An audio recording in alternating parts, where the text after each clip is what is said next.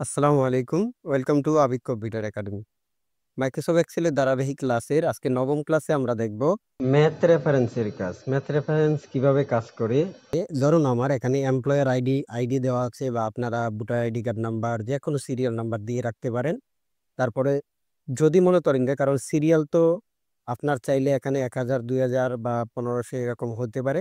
তো আমরা এই যে এই পাশে দেখেন আমি প্রত্যেকটা সিরিয়াল এখানে কিছু লিখে রাখি। তো এই এই প্রত্যেকটা আমরা এই এমপ্লয় আইডি খুঁজে বের করব। খুঁজে বের করার জন্য আমাদের যেটা করতে হবে, আমরা যদি এখানে প্রথম ইকুয়াল সাইন ব্যবহার করি, ইকুয়াল সাইন ব্যবহার করার পরে যদি আমরা এখানে লিখি ম্যাথ, ডাবল ক্লিক করার পরে আমরা এই যে এখানে দেখা যাচ্ছে লুকআপ ভ্যালু, তার মানে এটা এখানে ক্লিক করলাম।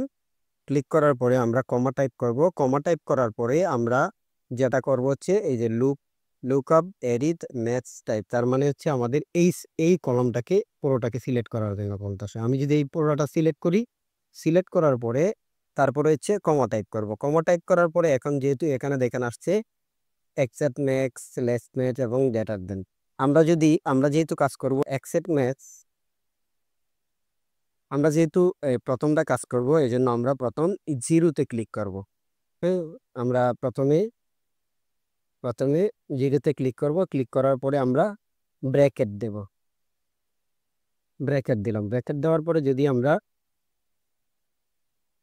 এন্টারে ক্লিক করি, ক্লিক করার পরে দেখেন এখানে এনে চলে আসছে, তার মানে এখানে কোনো জায়গায় আমার এই সংখ্যাটা নাই। এখন যদি আমরা এখানে ক্লিক করে যদি আমরা নিচের দিকে আসি, তাহলে দেখেন 25556, এটা 67 নম্বরে দেখা যাচ্ছে। আমরা যদি 67 নম্বরে আসি, তাহলে দেখেন এই যে এখানে দেখা যাচ্ছে 2525566। আমরা যদি পরেরটা দেখি, ধরেন এটা হচ্ছে 20 নম্বরে দেখা যাচ্ছে 15622 3। 20 নম্বরে 15622 3। এখন আমরা এখানে এন এর পরিবর্তে আমরা অন্য কিছু ব্যবহার করব। ইকুয়াল সাইন ব্যবহার করার পরে আমরা করব কি ইথ ইথ ইররে ক্লিক করব। ইররে ক্লিক করার পরে আমরা এখানে হচ্ছে ম্যাথ দিলাম। দেওয়ার পরে হচ্ছে আমাদের প্রথমে হচ্ছে এই সেলটা ব্যবহার করব। এরপরে কমা টাইপ করব। কমা টাইপ করে লোকাল এরি, তার মানে আমার এটা। তারপরে আবার কমা টাইপ করব। কমা টাইপ করে একজাক্টলি যেহেতু আমরা এটা ব্যবহার করছি, তাহলে আমরা জিরো ব্যবহার করব। জিরো ব্যবহার করার পরে আমরা এটার ব্র্যাকেট দেব।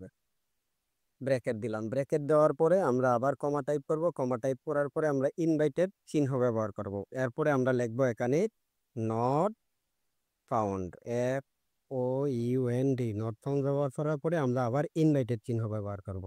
ইনভাইটেড চিহ্ন ব্যবহার করার পরে এন্টারে ক্লিক করব। ক্লিক করার পরে দেখেন এখানে নট ফাউন্ড লেখা আসছে। যদি আমরা মনে করেন যে আবার যদি নিচে স্ক্রল করে নিচের দিকে আসি, তাহলে দেখেন এন এর পরিবর্তে নট ফাউন্ড লেখাটি আসছে। তো আজকের ক্লাসটি এই পর্যন্তই। দেখা হচ্ছে পরবর্তী কোনো টিউটোরিয়ালে। সবাই ভালো থাকবেন, সুস্থ থাকবেন। আসসালামু আলাইকুম ওয়া রাহমাতুল্লাহি ওয়া বারাকাতুহু।